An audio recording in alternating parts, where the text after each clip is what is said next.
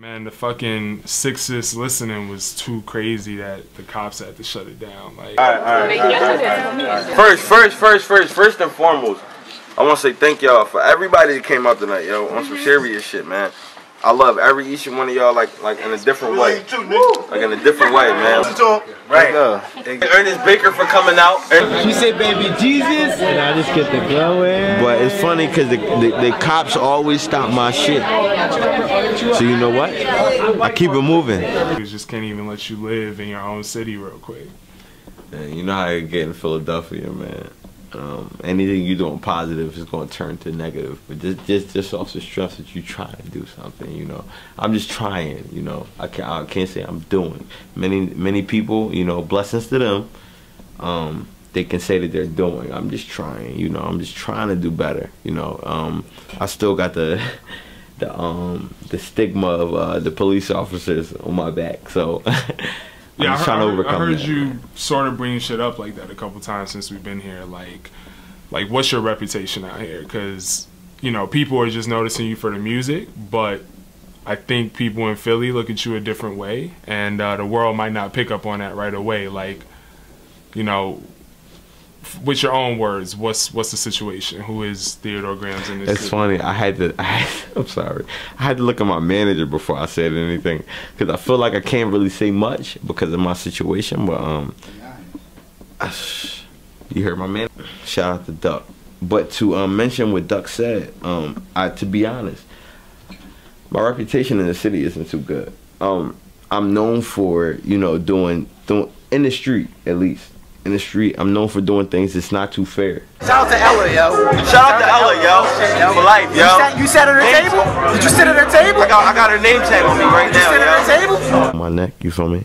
But up to her, I'm a positive person.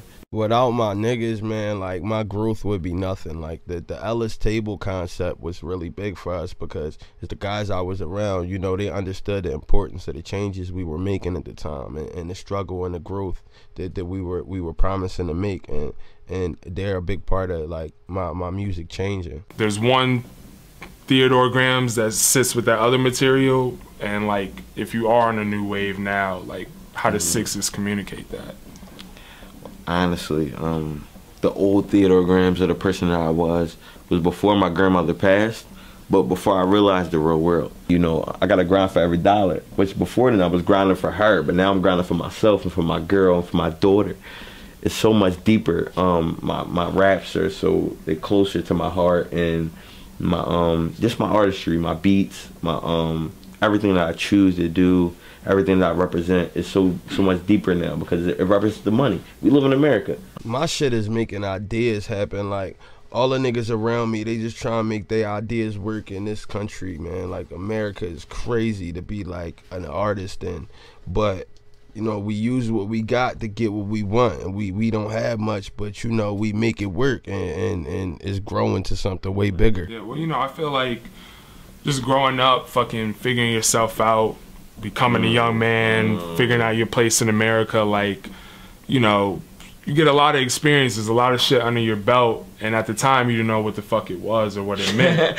Right, I didn't know shit about this shit. But then it starts coming around, it starts making sense. You know, as an artist, me as a writer, if you're a fucking stockbroker or you're a painter or whatever, like, it comes a certain point when you realize it's for real. Like, you know, it's you're not just like a dude rapping. This is like your life. This is what you're really doing. This is like what your fucking purpose is. Noah helped me recognize the art within the street shit and the realness of it, and he made me appreciate the translation of our city story and my story, and made me grow up a little bit too, man. Like, that helped me see further, and that helped me dream a little further as well. You know, there's got to be some type of internal conflict. How do you balance? I have done all these things, and I don't regret them only because it made me who I am, but I've realized that I gotta fucking grow up and I gotta move past that. Like, I mean, Noah Barrison was on Wendy Williams. Ho! I gotta hug my Jew bro. Shout out to fucking Noah Breakfast. I'm proud of you, bro. That was good shit. See, that movie's amazing. That fucking movie. Are you fucking with yourself, bro? And I watched it with my grandma while she's on her deathbed. You feel me? I got such a cliche story. It's so corny. You feel me? In the same sense, it's so true.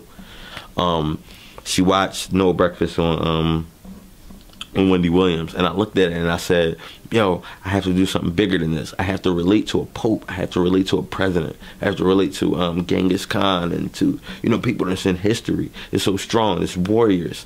And I related to Sixtus, this mixtape. Keep bringing up, you know, other people from Philly, you know, how you have this whole vision of kind of bringing all the artists together and creating some type of movement. You know, your city had a wave 10 years ago. You know, through whatever complications, that whole thing kind of stalled out. You know, what does that mean to you being from here? Do you kind of see yourself as, like, not necessarily trying to resurrect what they did, but trying to give the city that full push through that, you know, it almost got? When I say Dogtown, when I represent Sharpneck and Ross and Sharpneck and Weaver and, you know, Birdland and Weaver and all the blocks that I come from, that hustle from, you know, I made a lot of money from, I look at it as though I'm the same thing as Beanie Siegel, and I'm the same thing as Cassidy, the same thing as Gilly.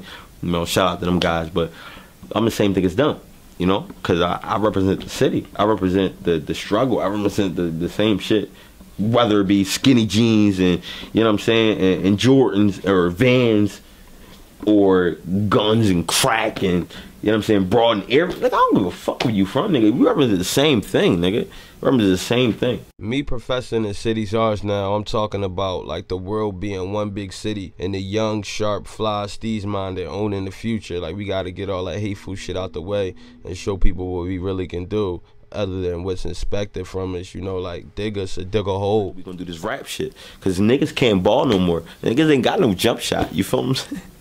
Niggas ain't got no jump shot, man. I ain't got no jump shot, so I'm a rap. All in all, we just young trying to be triumphant over a system that we feel is against us. Whatever's going on, we just trying to smile, like, at the end of it, because shit is too real out here. Like, shit is crazy out here for niggas our age. Half my favorite lyrics is about murder and selling drugs and shit. I mean, because whether it's you're relating to that directly or just the emotion behind it, you know, it's always a lot of fucking energy, and that's why people latch on to this music. But, you know, someone who's experienced a lot of these things in real life, you know, how do you feel about the glorification of things, but also the fact that people are just talking about real shit?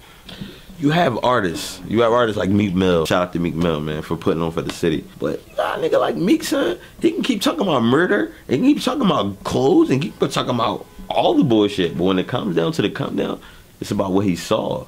No matter what color, what creed, or like whatever, it's a hood everywhere, and we connect and come together through oppression. So I be thinking like, man, let's be triumphant together. Like, let's everybody just like get together and make money together and win. If you're fucking gone tomorrow, man, like, what's your lasting impact? You have all these different like concepts that you're coming with, and you know, they all make a lot of sense, but at the end of the day, somebody's gonna probably need like one concise thought to be like, yo, that's what the fuck Theodore Graham stood for. And if you had to tell it to him yourself, how would you put that?